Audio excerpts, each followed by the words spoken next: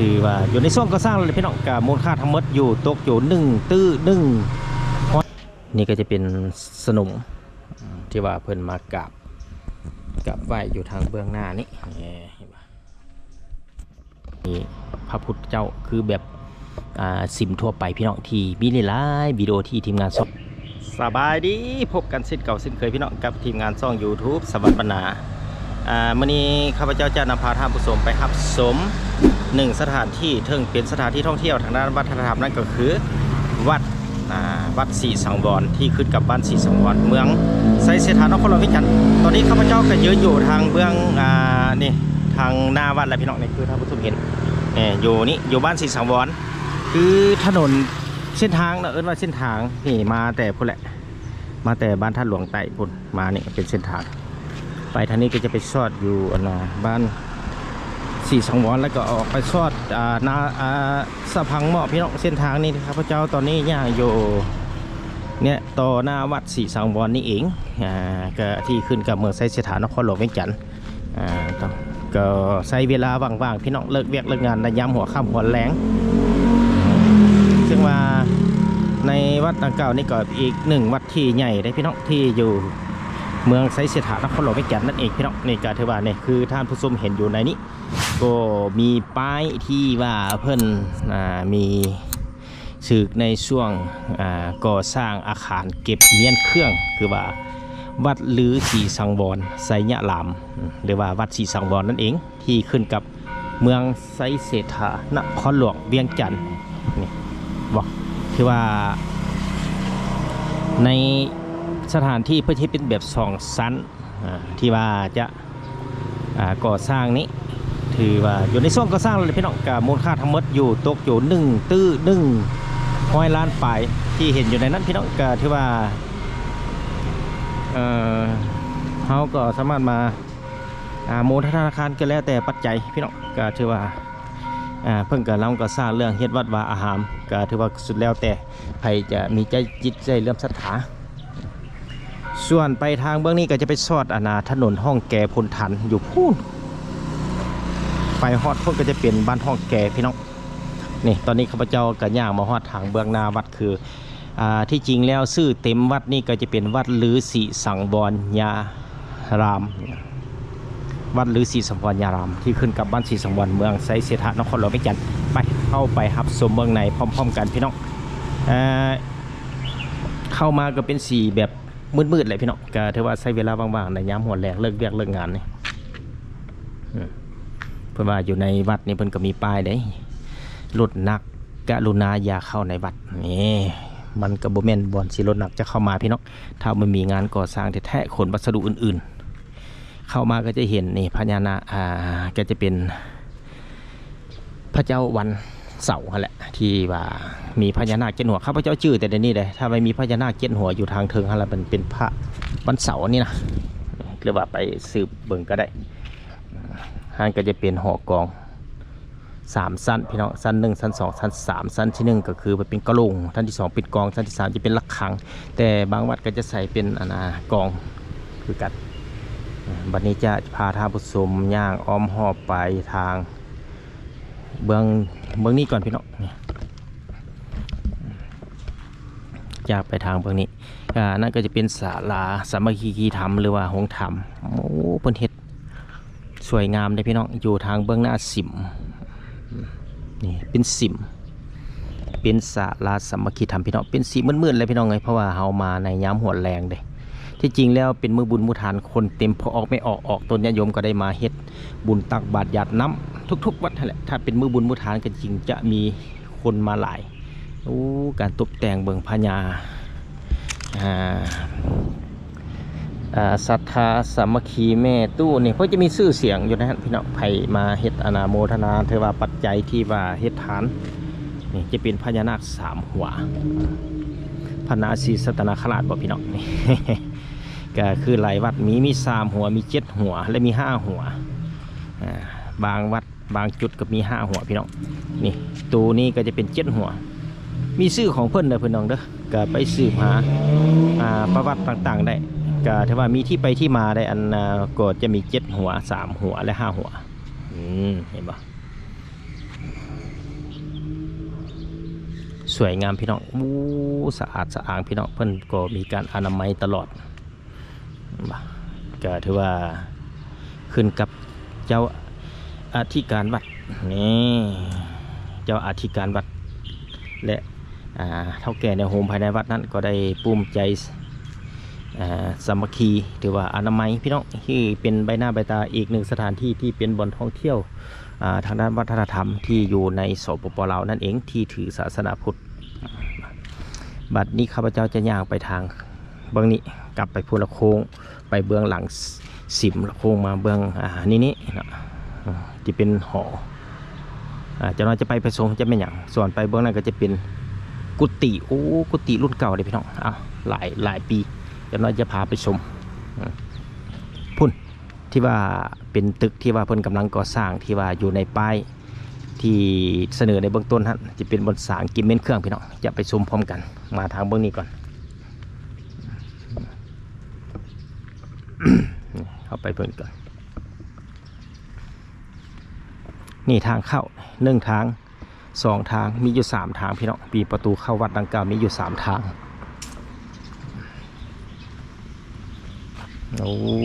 สาธุบุคคลก็ได้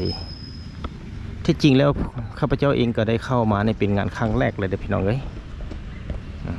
เป็นครั้งแรกที่เข้ามาในวัดศรีสังวรก็บ่เคยเข้ามาแหละอยู่ใกล้ล่าพี่น้องข้าพเจ้าก็อยู่บ้านห้องแกนะจะให้ทางผู้ชมมารับชมพระประจำวันต้นไม้มณีโคตรนี่ต้นไม้มณีโคตรนี่พระประจำวันจันทร์ยกมือขึ้นใส่มืออยู่กลางในพระประจำวันอาทิตย์ใส่2มือคุ้มทางเบื้องส่วนลุ่มจะเป็นพระประจำวันอาทิตย์นี่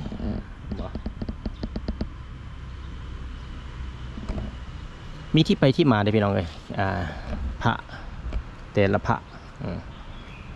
พระประจำวันจันทร์นั่นแหละนี่สังเกตนี่ก็จะเป็นพระวันพระหัตถ์พระบรรพหัตถ์นี่ก็จะเป็นพระวันเสาร์พี่น้องพระวันเสาร์จะมีพญานาค7 หัวเป็นพระประจำวันเสาร์และที่ใส่มือขึ้นเทิงจะเป็นพระวันศุกร์ใส่ส่วนมือขึ้นเทิงเป็นพระวันศุกร์ที่ทีมงานช่องสวรรค์มนาก็ได้เสนอมาหลายวัดแล้วแหละพี่น้องแต่พระประจำวันก็จะเป็นเอกลักษณ์ที่มีรูปแตกต่างกันไปนี่ก็เป็นพระที่จื่อง่ายที่สุดเป็นพระประจำวันพระหัตถ์นี่แหละนี่พระประจำวันพระหัตถ์หลายคนก็จะจื่อดีเป็นพระประจำวันพระหัตถ์ส่วนนี้จะมีลิงมีสร้างนี่แหละพี่น้องเป็นพระ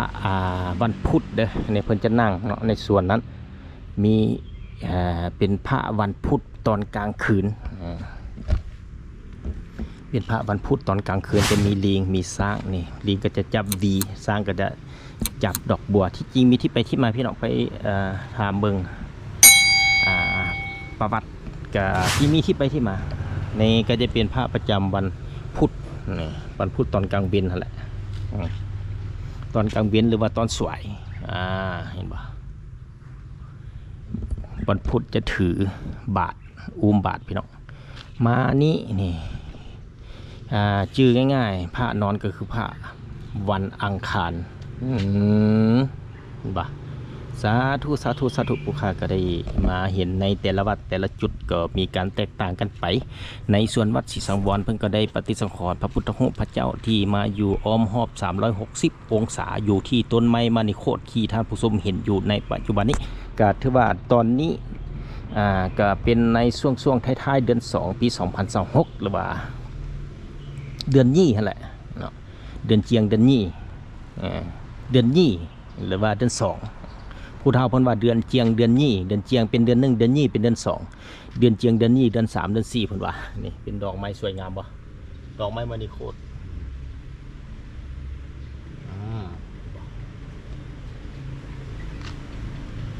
นั่นก็เป็นพระประจำวันที่ทีมงานช่องสวรรค์บรรณาได้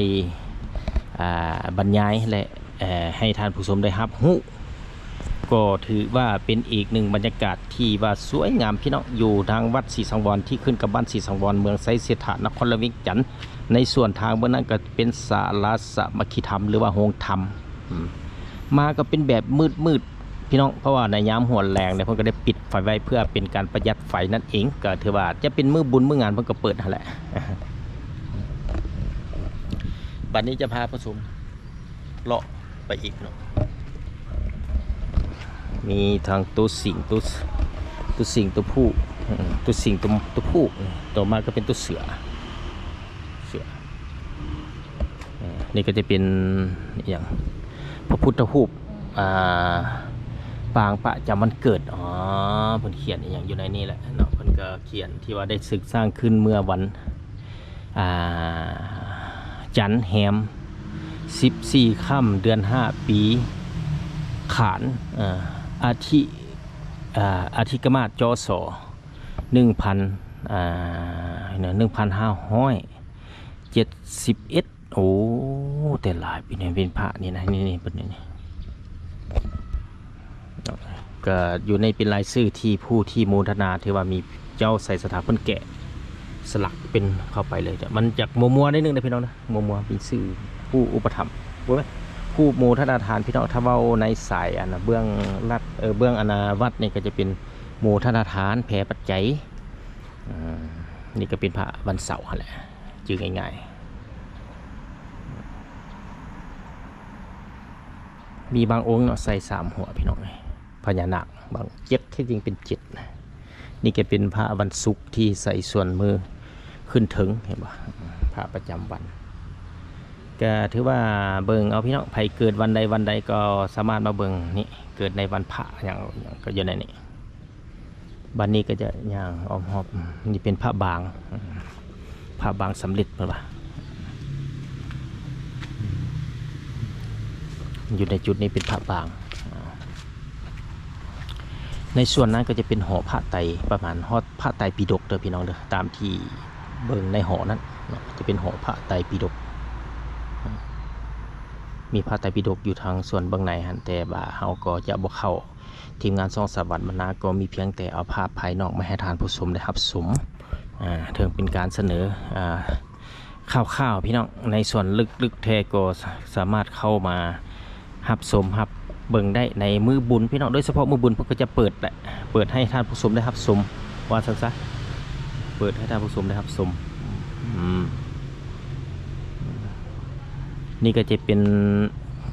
พระสังกัดจายบางวัดเพิ่นเขียนสังกัดจายบางวัดเขียนสังกัดจายพี่น้องมีท้องส้นใหญ่ๆเนี่ยนะเป็นพระสังกัดจายอยู่วัดดงสวัสดิ์เพิ่นเขียนว่าสังกัดจายส่วนวัดอื่นๆมีบางวัดเขียนแกก็สิเป็นสังกัดจายแหละพี่น้องมาในจุดนี้ก็จะเป็นกุฏินี่จะเป็นกุฏิซึ่งเป็นครูบาสมณีนอนเป็นกุฏิหรือว่าเป็นบนนอนของครูบาแหละวันนี้ก็จะย่างไปทางเบื้องนี้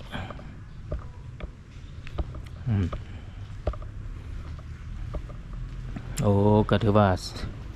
เบื้องนี้ก็มีแต่ส่วนหลายเป็นธาตุพี่น้องเป็นธาตุของหรือว่าอธิบอนเก็บดุของผู้คนนั่นแหละพี่น้องเป็นอธิถือว่าก็อีกหนึ่งบรรยากาศโอ้มีฮอตใบอย่างนี้ใบยานางนะพี่น้องบ่นี่เบื้องนี้ก็เป็นทางเข้าเส้นกันเป็นทางเข้าเบื้องนี้จะเป็นเบื้องทางเข้าเบื้องประตูโค้งเพิ่นก็เฮ็ดสวยงามอีหลีได้พี่น้องเอ้ยเห็นบ่ก็ถือว่าขึ้นกับผู้ออกแบบแล้วก็อิงใส่ศรัทธาเลื่อมศรัทธาบุคคลครอบครัวที่มาเฮ็ดบุญเฮ็ดทานเพิ่นก็เก็บเทื่อละน้อยก่อสร้างขึ้นไปจนเฮ็ดให้ใหญ่โตสูงแบบนี้ทางนี้เพิ่นจะใส่กระเจไว้พี่น้องนี่ถ้าว่าเป็นมือบุญมือทานเพิ่นก็ต้องเปิดให้แหละเปิด3 ประตูบาทนี้จะย่างไปทางเบื้องนี้พี่น้องเลยโอ้ถือว่าเป็นจุดหนึ่งที่ว่าเก่าแก่ได้พี่น้องนี่เป็นศาลาสามัคคีธรรมหรือว่าโฮงธรรมอยู่ใกล้ล่าพี่น้องเลยข้าพเจ้าก็อยู่บ้านห้องแก่บ่ได้ย่างมาเบิ่งอยู่ใกล้ๆโอ้มีต้นกล้วยโอ้ได้ยินเสียงครูบาเพิ่นเทศน์เลยพี่น้อง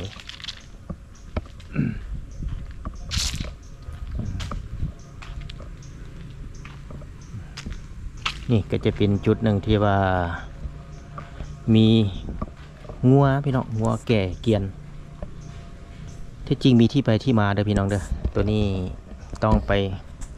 คนไปเบิ่งอีกพี่น้องอ่านอยู่ในเอกสารต่างๆเนี่ยจะมีงัวในแก่เกวียนนะงัว2 ตัวแก่เกวียนเนี่ยจะมีที่จริงมีที่ไปที่มาเป็นเรื่องของเรื่องพระเวสสันดรประมาณนี้แหละพี่น้องถ้าว่าบ่ผิดต้องขอโทษขออภัยงัว2 ตัวแก่เกวียน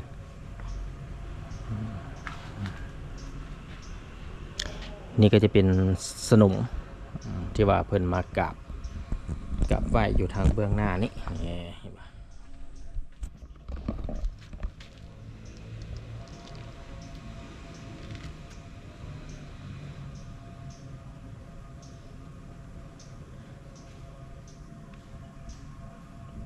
ี่สนมทั้ง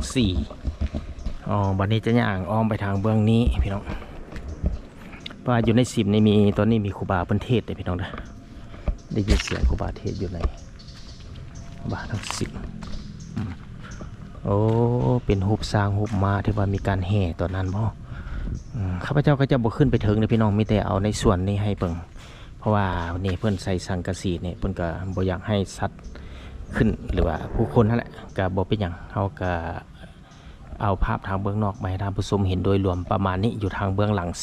เบื้องทางหน้าจะอยู่เบื้องนั้นนี่ใส่เพื่อบ่ให้หมาแมวขึ้นนั่นแหละพี่น้องว่าง่ายๆซะเพื่อบ่ให้ตัวสัตว์ขึ้นว่าซั่นจ้ะป้องกันไว้เนี่ยเพิ่นเอาสังกะสีมาใส่ไว้สวยงามพี่น้องการตกแต่งโอ้บ่ธรรมดาพี่น้องเอ้ยวัดศรีสังวร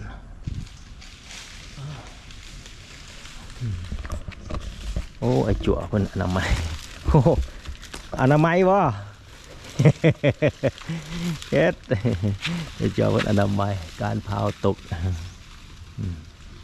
นี่แหละพี่น้องข้าพเจ้าก็เคยบวชอยู่7 มื้อแหละก็อยู่วัดก็ต้องมีการอนามัยโอ้ถือว่าในเบื้องลุ่มยังบ่ทันได้ติดบัวสำเร็จพี่น้องเลยที่จริงเพิ่นก็พยายามทยอยให้แหละยิงใส่เจ้าศรัทธาหรือว่าตัวนี้จุดนี้นั่นน่าจะบดติดเพิ่นแบบสาบเพิ่นขัดเรียบร้อยแล้วก็แล้วแต่ถ้าว่ามีปัจจัยปูมาเฮ็ดบุญเฮ็ดทานหลายเพิ่นก็สามารถติดเลี่ยมเนี่ยติดเลี่ยมแบบนี้ได้ติดเลี่ยมกระทาสีใส่ที่เป็นดอกบัวต่างๆนี่สวยงามเลยพี่น้องเอ้ยทาสีใส่นี่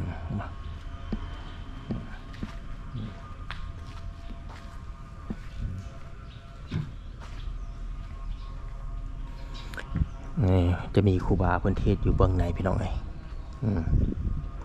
ก็ถือว่าได้ยินเสียงครูบาเทศ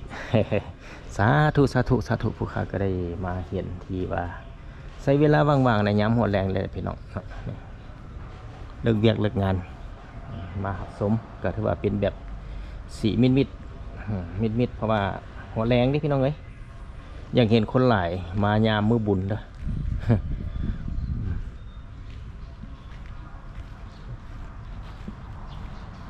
โอ้สวยงามอีหลีพี่น้องเอ้ยเด็กบ่อยู่เบื้องในก็มีพระเจ้าใหญ่เราสังเกตเนี่ยอยู่ในเบื้องในครับพี่น้องอยู่ในสังเกตมีครูบาเพิ่นนั่งสมาธิเทศอยู่ในแต่ข้าพเจ้าจะบอกเข้าไปไหนตอนนี้มีพระพุทธเจ้าคือแบบซิมทั่วไปพี่น้องที่มีหลายวิดีโอที่ทีมงานช่องสวัสดิ์บรรณาก็ได้เอาหลายๆวัดลงไปที่บางวัดก็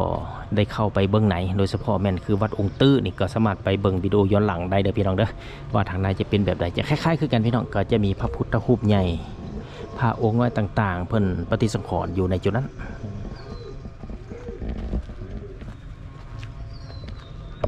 นี่ซิมนกกังแกเต็มบ้านนี้จะย่างไปทางเบื้องนี้พี่น้องนี่เบื้องนี้ก็เป็นทางออกโลเพิ่นเฮ็ดประตูโคกคล้ายๆคือธาตุหลวงเลยพี่น้องไงนี่ก็สิแม่นศาลาสามัคคีธรรมอะไรพี่น้องว่าจะเป็นศาลาสามัคคีธรรมแต่เพิ่นก็คือว่าอะไรเนาะเปิดมือวันมือบุญแหละพี่น้องก็จะคือท่านผู้ชม จะเป็นศาลาสามัคคีธรรมหรือโอ้บ่แม่นไม่เนาะเป็นบ่อนจุดไว้อะนะเครื่องอะนะเป็นจุดไว้เครื่องสังฆทานต่างๆ ที่ว่าภายหลังมีบรรดาครอบครัวที่มาเฮ็ดบุญเฮ็ดทานโมทนาต่างๆเพิ่นก็ได้เก็บไว้อยู่ในนี้จะเป็นกองบุญต่างๆในสังเกตเบิ่งอยู่ในนั้นแต่ว่าการตกแต่งติดบัวต่างๆในถือว่าเป็นเอกลักษณ์เฉพาะแท้ๆพี่น้องเห็นบ่จะเป็นเหลี่ยมต่างๆก็เป็นมีพญานาคขึ้นนั่นสวยงามอีหลีถือว่าได้มีโอกาสพี่น้องใช้เวลาว่างๆทีมงานซ่องสวรรค์บรรณาก็ได้เอาบรรยากาศแบบนี้มาให้ท่านผู้ชมได้รับชมต้องขอบใจทาง FC ภายในและต่างประเทศที่ว่ามารับชมและสนับสนุนซ่องสวรรค์บรรณาด้วยดีเสมอมาเด้อพี่น้องการสนับสนุนนั้นก็คือเป็นการเบิ่งคลิปวิดีโอนั่นแหละพี่น้องก็ถือว่าก็ดีใจและพี่น้องบ่แม่นเป็นการสนับสนุนด้านเงินด้านคำอย่างดอกพี่น้องก็พอเพียงแต่ว่ามาเบิ่งอยู่ในซ่องสวรรค์บรรณาที่กระจายต่างๆนี่โดยเฉพาะแม่นวิถีชีวิตแต่วัดวาต่างๆที่อยู่ในนครหลวงวิจันทร์และต่างแขวงมาให้ท่านผู้ชมนั่นเองเห็นบ่ก็ถือว่าในจุดนี้พี่น้องเลยกลัวจะเป็นแบบนี้มาให้ท่านผู้ชมได้เห็นโบแม่นของง่ายพี่น้องก็ต้องเป็นคนใจเย็นเป็นนักประติมากรรมที่ได้มีการก่อสร้างติดเหลี่ยมต่างๆนี่ได้พี่น้องเอ้ยโบแม่นว่าจะแบบง่ายๆได้นี่นะก็จะแล้วนี่ใช้เวลาโดนหลายปีพอสมควรอันนั้นก็เป็นท่าแห้งหนึ่งอันที่สองมาก็แม่นอาศัยแบบบรรดาครอบครัวเนาะพอออกไม่ออกต้นญาติโยมที่มาเฮ็ดบุญเฮ็ดทานอยู่ในนี้นั่นเองเห็นป่ะในจิบตุ่มหมาสวยงามโอ้มืดเข้าพี่น้องบาดนี้ข้าพเจ้าจะนำพาท่านผู้ชมไปเบิ่งจุดที่เพิ่นสร้างตึกที่ว่าเป็นไว้ของต่างๆอยู่เบื้องนั้นพี่น้องที่อยู่ในช่วงกำลังก่อสร้างมืดเข้าพี่น้องต้องย่างแบบไวๆได้บัดนี้นะพอจึงจะเห็นทั่วนี่เฮามานี่ก็เกือบ 60% ละอยู่ในวัดศรีสังวรนี่บัดนี้ไปย่างไปทำกันพี่น้องนี่เห็นป่ะประตูออกเบื้องนี้ก็เพิ่นเฮ็ดเป็นแบบคล้ายๆคือท่าหลวงพี่น้องเด้ออยู่วัดศรีสังวรเมืองไสเสถานครหลวงเวียงจันทน์นั่นเองพี่น้องเฮ็ดคล้ายๆคือแบบท่าหลวงเลยเห็นป่ะประตูออกเบื้องนี้วันนี้จะย่างไปทางเบื้องนี้พี่น้องนี่ย่างไปนี่ก็โค้งไปฮอดจุดเบื้องออกถือว่าจบครบแบบทั่ววัดศรีสังวรนั่นเองในจุดนี้ก็จะเป็นอีกหนึ่งจุดที่ว่าเป็นบ่อนกุฏิก็ถือว่าเป็นกุฏิบ่อนไอ้จั่วไอ้ครูบานอนพี่น้องเป็นสีมืดๆพี่น้องเพิ่นก็บ่ทันได้ใต้ไฟเท่าดอกพี่น้องเลยพอกระเทินพี่น้องยังบ่ทันมืดแท้ว่าซะนี่ก็จะเป็นกุฏิเก่าวันนี้ก็จะเป็นจุดหนึ่งที่ว่าท่านผู้ชมก็มาเห็นนี่ก็จะเป็นนางธรณีนี่นางธรณีติเก่าติกี้พี่น้องเพิ่นปล่อยน้ำปล่อยยางลงนี้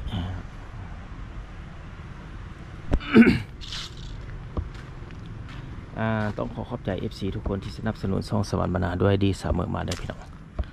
เพื่อจะได้รับวิดีโอใหม่ๆมาให้ท่านผู้ชมได้รับชมในตอนต่อไปนั่นเองพี่น้องนี่เห็นป่ะนี่ก็จะเป็นตึกหรือว่าเป็นเฮือนที่ว่าเพิ่นได้ก่อสร้างไว้เพื่อเป็นบ่อนไว้เครื่องที่ว่าในต้นคลิปวิดีโอที่ข้าพเจ้าได้นำเสนอนั้นนี่ก็จะเป็นอิงใส่แห่งศรัทธาพอออกไม่ออกต้นญาติโยมผู้ที่ว่ามีจิตใจเลื่อมศรัทธาจะก่อสร้างต่างๆก็สามารถมาโมทนาทานอยู่ภายในวัดนี้ได้พี่น้องวัดศรีสังวรขึ้นกับบ้านศรีสังวรเมืองไสเสถานนครหลวงเวียงจันทน์นั่นเองพี่น้องนี่บัดนี้จะโค้งกลับไปจุดเก่านี่เห็นบอกก็ถือว่าเอาเป็นภาพมุมทางเบื้องหน้านี่ก็จะเป็นหอจุดหรือว่าจุดไว้เครื่องอะไรพี่น้องไว้เครื่องกองทานต่างๆมันเต็มแล้วเดี๋ยวเพิ่งก็จะได้ก่อสร้างใหม่บนนั้นก็จะเป็นสิม สวยงามยามแรงพี่น้องเอ้ยบ่แม่นแรงละหัวค่ำละตอนนี้ ก็ได้ว่าทีมงานซ่องสวรรค์บรรณาก็เฮ็ดเป็นแบบไวๆได้จังน้อยเพราะว่าใช้เวลาว่างพี่น้องเลิกเวียกเลิกงานมาก็ได้มานำเก็บภาพให้ท่านผู้ชมได้รับชมนี่ก็คือเป็นอีกหนึ่งสถานที่ท่องเที่ยวที่ดึงดูดนักท่องเที่ยวทางภายในและต่างประเทศที่เข้ามาอยู่ในนครหลวงเวียงจันทน์บอกว่าจะเป็นต่างแขวงก็เส้นเดียวกันพี่น้องลักๆมันก็ยังไม่เห็นทางด้านวัฒนธรรมของเรานั่นเองอะไรพี่น้องที่ว่าถือศาสนาพุทธก็จะเป็น รูปการแบบนี้นั่นเองพี่น้องเห็นบ่ก็ถือว่าเป็นเอาภาพมุมกว้างๆอยู่ในเดือนนี้ให้ทานผู้ชมได้ครับชม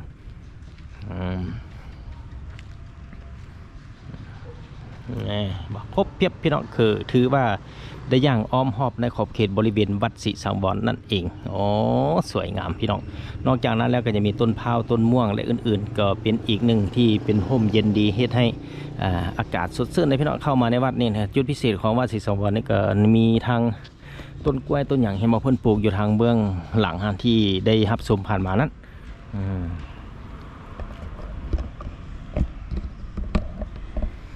เป็นยังไงท่านผู้ชมมาฮอนนี่การนำเสนอวิดีโอตอนนี้ก็ใกล้จะจบลงแล้วพี่น้องบัดนี้ก็จะได้อำลาพาจากบรรดาท่านผู้ชมไปจะนำเสนอต่างๆมาให้ท่านผู้ชมได้รับชมพี่น้องมาฮอนนี่เอาเป็นมุม360องศาให้ท่านผู้ชมก็จะได้กลับบ้านนี่โดยจะเริ่มจากนี่ทางเข้าพี่น้องอ้อมมาก็จะเห็นหอกองทางเบื้องหลังข้าพเจ้าเองนั้นนี่อ้อมมาฮอดจุดนี้ก็จะเป็นกุฏิแล้วก็จะเป็นเฮือนบ่แม่นขอโทษจะเป็นตึกที่ว่าเพิ่นเฮ็ดไว้เครื่องของที่กำลังก่อสร้างมาทางเบื้องหลังก็จะเป็นจุดไว้เครื่องกองบนมีสิมอื่นๆนี่มีศาลาสามัคคีธรรมคือท่านผู้ชมเห็นอ้อมหอบด้วยที่ว่ามีพระพุทธรูปพระประจำวันทั้ง7วันนั่นวันจันทร์ฮอดวันอาทิตย์มาฮอดจุดนี้ครบรอบ360องศาเป็นทางเข้านั่นพี่น้องพี่จะได้มาฮอดนี้ขอลาไปก่อนพบกันใหม่ตอนต่อไปบ๊ายบาย